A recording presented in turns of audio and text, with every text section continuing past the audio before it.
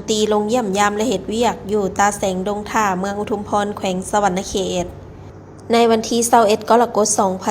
2026ท่านสอนไซศรีพันดอนกรรมการกรมการเมืองศูนย์กลางภาคนายกรัฐมนตรีแห่งสาธารณรัฐประชาธิปไตยประชาชนลาวพร้อมด้วยท่านรัฐมนตรีกระทรวงอ้อมข้างโดยมีท่านบุญโจมอุบลประเสริฐกรรมการศูนย์กลางภาคเลขาภาคแขวงสวรรณเขตและการนำแขวง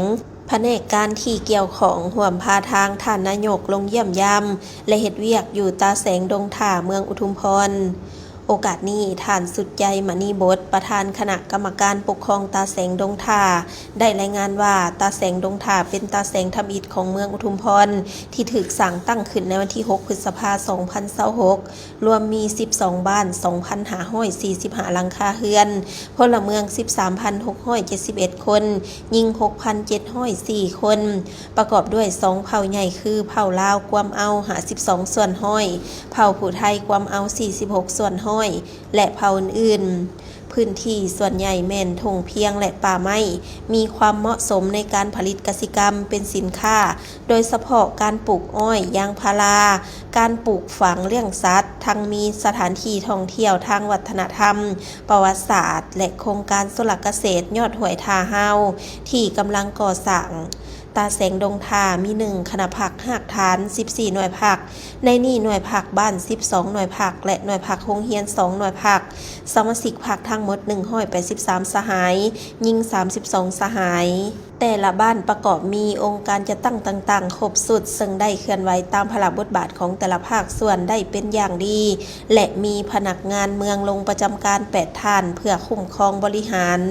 โอกาสดังกล่าวท่านนายกรัฐมนตรีได้ให้ทิศโอ้ลมและเน้นหนักให้คณะนำทุกขันเอาใจใส่ต่อเวียกงานการเมืองแนวคิดเพิ่มทวีการศึกษาพรมปลุกระดมประชาชนให้ตื่นตัวปฏิบัติกฎหมายและปรับปรุงกลไกการจะตั้งให้เข้มแข็งบริการประชาชนอย่างว่องไว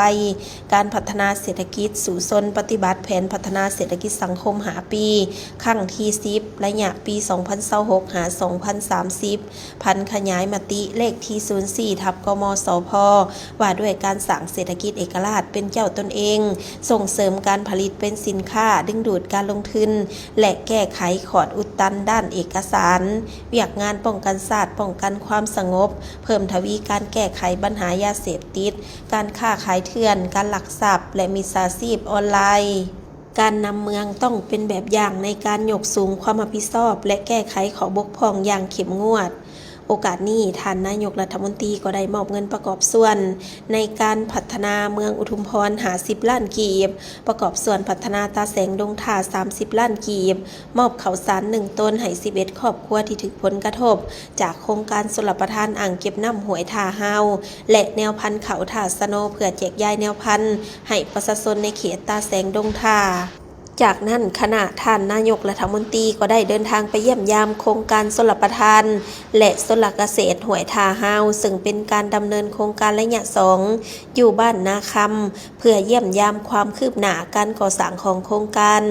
ท่านปริญญาเอกสุนันทาจุลามณีหัวหน้าแผนกกสิกรรมและสิ่งแวดล้อมแขวงสวรรณเขตรายงานในหู้ว่าโครงการชลประทานและชลเกษตรอ่างเก็บน้ำยอดห้วยทาเฮาบ้านนาคำเมืองอุทุมพรเป็นโครงการหนึ่งที่มีท่าแห้งด้านแหล่งน้ำเป็นโครงการชลประทานน้ำไหลเองซึ่งนอนในแผนพัฒนาเศรษฐกิจสังคมของแขวงเพื่อค้ำประกันความมั่นคงทางด้านเสบียงอาหารและผลิตเป็นสินค้าของแขนงการเกษตรกรรม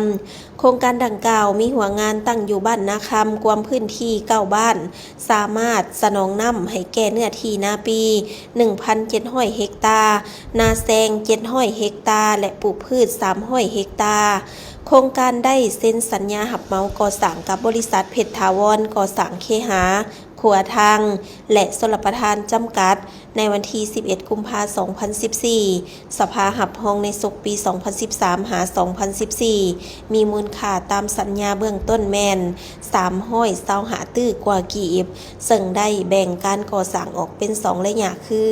ระยะที่1มูลค่า94ตื้อกว่ากีบ ปี 2014 หา 2017 จัดตั้งปฏิบัติเวียกงานสำเร็จแล้วห้อยส่วนห้อยระยะที่ 2 มูลค่า 69 ตื้อกีบปฏิบัติสำเร็จห้อยส่วนห้อย ปี 2018 หา 2022 และกำลังสืบต่อมูลค่า 211 ตื้อกว่ากีบ ปี 2023 หา 2027 หัวงานเป็นประเภทเขื่อนดิน มีความสูงเฉลี่ย 17 เมตร มีความยาว 1,250 เมตร มีปริมาตรน้ำในอ่าง 27 ล้านเมตรก้อน ปริมาตรน้ำไส้24 ล้านเมตรก้อน สามารถหดเนื้อที่นาได้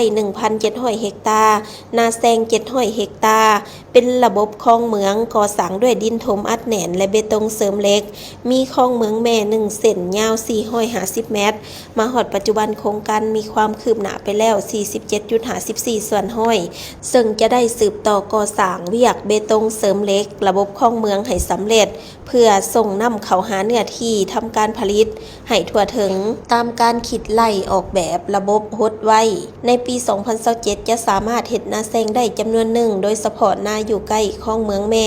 ได้ประมาณ 300 เฮกตาร์ ส่วงเดือนผ่านมาก็ได้ปล่อยน้ำจากอ่างเก็บน้ำให้ประชาชนตามคลองเมืองแม่เพื่อนำใส่เข้าในการปักดำนาปีถ้าน้ำขาดในฤดูนาปีปีนี้ก็จะสนองน้ำให้ชาวนาตื่มอีก ในโอกาสเยี่ยมยามท่านนายกรัฐมนตรีก็ได้มีคำเห็นโอ้ล้มเพื่อเป็นทิศสี่นำต่อเวียกงานกสิกรรมและสิ่งแวดล้อมก็คือเวียกงานชลประทานการผลิตของประชาชนเพื่อให้มีความยืนยงพร้อมนี้การนำที่เขาห่วมก็ได้ห่วมปล่อยปลาลงอ่างเก็บน้ำห้วยท่าฮาว